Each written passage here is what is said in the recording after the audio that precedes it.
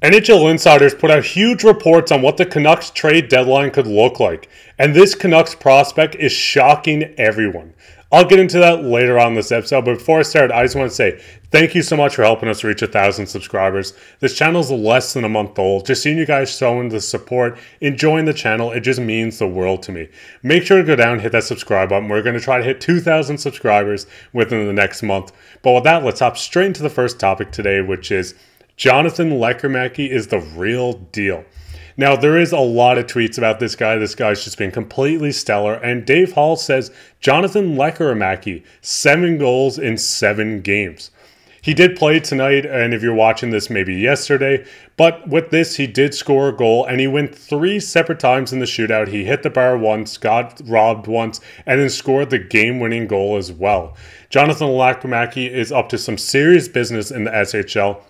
With Arabro, he is first in goals with 17, first in points with 27, even strength points, second with 19, power play points, he's first with 8, and his CF percentage is third at 53%. In the SHL as a total, he is fifth in goals with 17, game-winning goals, he's third with 5, and leads all U20 skaters with 27 points. Now, this guy has been outstanding. We've seen him make the gold medal game in the World Juniors. Obviously, they did come short and ended up with silver. He came back into the SHL, kind of struggled a bit, but as of the last 7 games, this guy has looked like an absolute force. Now, when you look at the most goals by U20 skaters in SHL history, Kent Nilsson had 28 goals in 36 games. Elias Pettersson, and everyone should know Petey, 24 goals in 44 games. And Peter Forsberg with 23 goals in 39 games. Jonathan Lekkerimaki has 18 goals in 40 games. He has 6 games remaining in his regular season schedule. And honestly, he's only 10 goals behind the leader. This guy is showing his absolute dominance in the SHL, just all over the ice. He's looking lethal on the power play. 5-on-5, he looked great. Like I said, in the shootout today, he also had 3 attempts. He scored on one of them, got robbed once, hit the post. But this guy has been showing absolute flashes of looking like a gem for the Vancouver Canucks. I mean, if you look at this, as I said, in SHL history, he's starting to creep towards the top in among 20 goal scorers, which includes names like Elias Pettersson, Peter Forsberg, Marcus Naslund, and Daniel Sundin. And just looking at this list, there's some top-end talent, as I said, Elias Pettersson being the most recent. Then you have guys like Peter Forsberg, Marcus Naslund, Daniel Sundin. This guy is an elite company. Right now, he is playing with Abro, and they are a 3-point cushion with 6 games remaining within the SHL playoff picture. There is a lot of rumors coming out that he was looking to join Abbotsford if they didn't make the playoffs. So keep an eye on this as well. This is a guy that would come over and look outstanding at Abbotsford's power play. He could grow with his team, get into North American ice. And I don't think it's that far out in the future that we will see this guy making his NHL debut. Maybe next season, he'll definitely get in for some preseason games. Maybe he gets an extended look on the training camp. Right now, he looks unreal. He looks like he'll be joining the playoffs with in his SHL, so it doesn't seem like he'll join North American ice this season. But if Abro does fall short, I'm sure he will be straight over in Abbotsford hunt to make the playoff and win the Calder Trophy. Now, what's your thoughts on this? Do you think he's just a guy that's kind of getting lucky? He's still young. He has a lot to show. Do you think there's a bright future for Lekkerimaki? Do you think he's going to be on the Canucks maybe next season, the year after? And what do you hope he turns out to be? Obviously, you want him to be a franchise player, but I think this guy would look great in the top 6 once he does hit his full peak. Now, this gets into the second topic today, which is Canucks trade deadline may get interesting.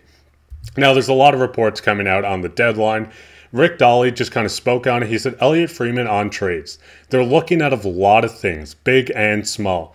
They have to keep an eye on chemistry. They don't want to move a first for rental. With Rutherford, always expect the unexpected. Now, there is a complete interview if you do want to watch that on Donnie and Dolly on YouTube. But overall, he just speaks on this that they're looking at every available option. Obviously, there's a lot of reports that they might go out and get a guy like Chris Tanev. There's bigger reports that Jake Gensel might come available, and if he is, they might be in on him.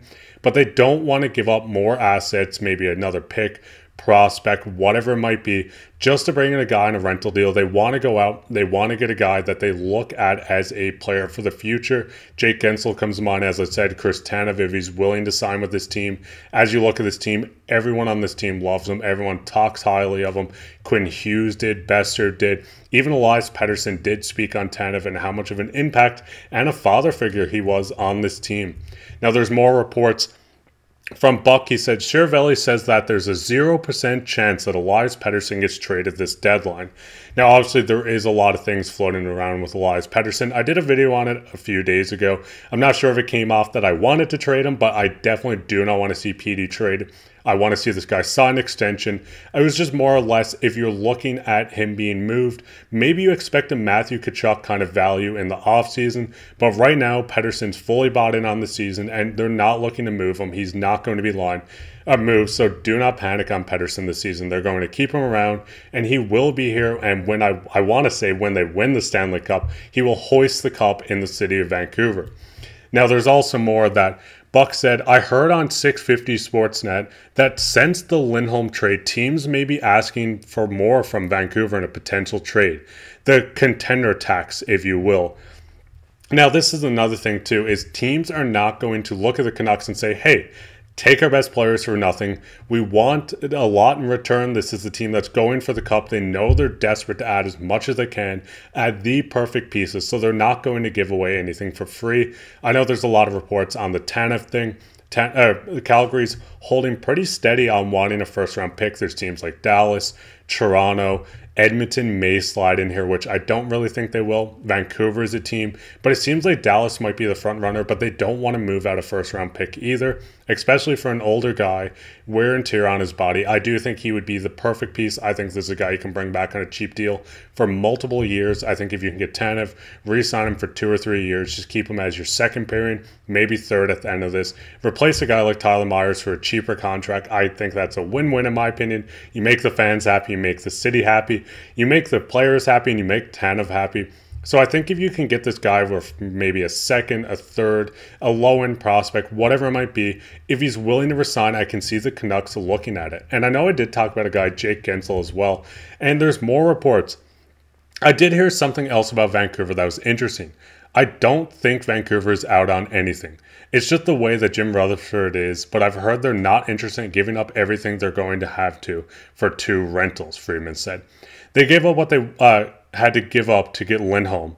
If they have to give up another package to get something good, I don't think it's going to be a rental unless they know they can sign that person. If there's going to be, to do what it takes, something not small, it's something they want to keep. So as I said, they don't want to move out any pieces for just a rental. If they go out, acquire a guy like Jake Guentzel, which would be outstanding if they end up getting him. I think he's the perfect piece for the top 6. He has some ties with guys like Rick Tocchet, Rutherford. They know this guy. He knows them. I could definitely see them getting an extension done. But if they did get him, I want to say that they would talk to his agent, talk to him, look at an extension and wanting to keep him around. Obviously, the cap's going to be a little tricky, but getting a guy like this and getting a guy like Tanev, maybe they go out and get a guy like Sean Walker. Ristolainen's on IR right now, so I can't see that. But there's so many options, and like these reports are saying, they're in on everything. They don't want to give up too much to get just anything else that's not going to be a rental. Like I said, teams are going to look at them as a contender tax. There's 0% they're going to trade Pettersson. They're looking at every possible thing. They're looking to move out of first if it's not for a rental. And what's your guys' thoughts on this? Do you hope the Canucks kind of stamp out where they are? Do you hope they go out and maybe add another piece? I know they've recently just shook up their power play today. Maybe they go and look to add another piece to the power play, maybe another piece to the penalty kill. Maybe just go look to upgrade any position possible. I think the Canucks are true contenders. I know that's silly to say because they most certainly are.